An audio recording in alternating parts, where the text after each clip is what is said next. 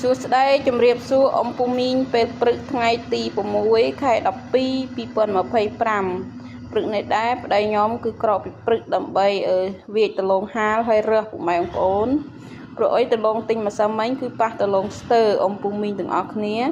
ហើយប្តីខ្ញុំគឺកាត់បញ្ញាប់ចូលទៅក្នុងជប់រំដេងដែរដើម្បីធ្វើផ្លូវហើយចំពោះពុកម៉ែបងប្អូនមានស្រូវស្ងួតប្រភេទស្រូវចាប់ឆាយស្រូវនាងអំហើយនិងប្រភេទស្រូវសើមខា9ពុកម៉ែបងប្អូនអាចដឹកយកមកលក់ស្តង់ដំឡូងទីហេងបានដូចគ្នាហើយចំពោះពុកម៉ែបងប្អូនមានដលងលើលៀនក៏អាចហៅកាត់បានដូចគ្នាចំពោះតម្លៃស្រូវស្ងួតបងប្អូនប្រភេទនាងអំតម្លៃទិញចូល64ប្រភេទចាប់ឆាយទិញចូល62ប្រភេទស្រូវសើមទិញចូល55 56តាមប្រភេទស្រូវពុកម៉ែបងប្អូនទាំងអស់គ្នាហើយជាមួយនឹងដលងមីស្ងួតពុកម៉ែបងប្អូនសូមពុកម៉ែបងប្អូនហាលធ្វើម៉េចឲ្យស្ងួតតម្លៃទិញចូលនៅនឹងផ្ទះក្នុងភូមិកញ្ចាន់រុនតម្លៃទិញចូល580ស្ងួតល្អចំពោះពុកម៉ែបងប្អូនដែលនៅក្នុងភូមិជប់រំដេងនៅខាងស្រុកស្វាយលើទិញ600ចំពោះដលងក្រៀមស្ងួតល្អសស្អាត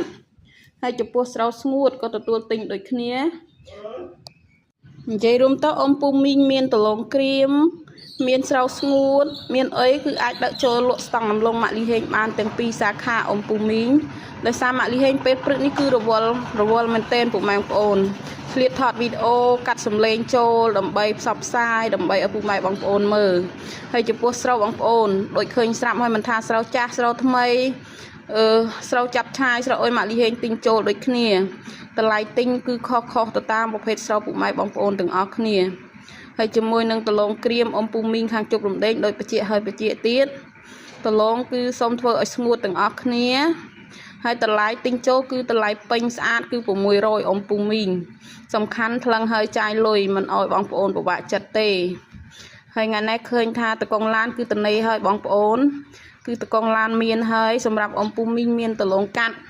មិនថាតិចមិនថាច្រើនអាចហៅខ្ញុំកាត់បាន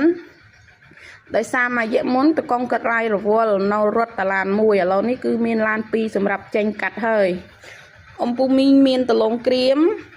ម៉ាក់លីហេងបជានៅក្នុងភូមិកញ្ចាន់រុនឬមួយនៅក្នុងស្រុកវ៉ារិន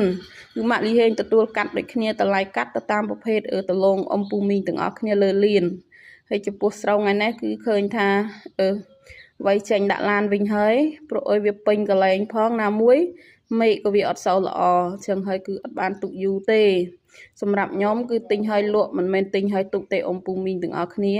ចំណេញតិចតួចគឺលក់ចេញដើម្បីយកលុយមកទិញអ៊ំពូមីងវិញទាំងអស់គ្នាដើម្បីមានលុយវិលជុំនិយាយរួមទៅគឺអ្នកទិញនេះ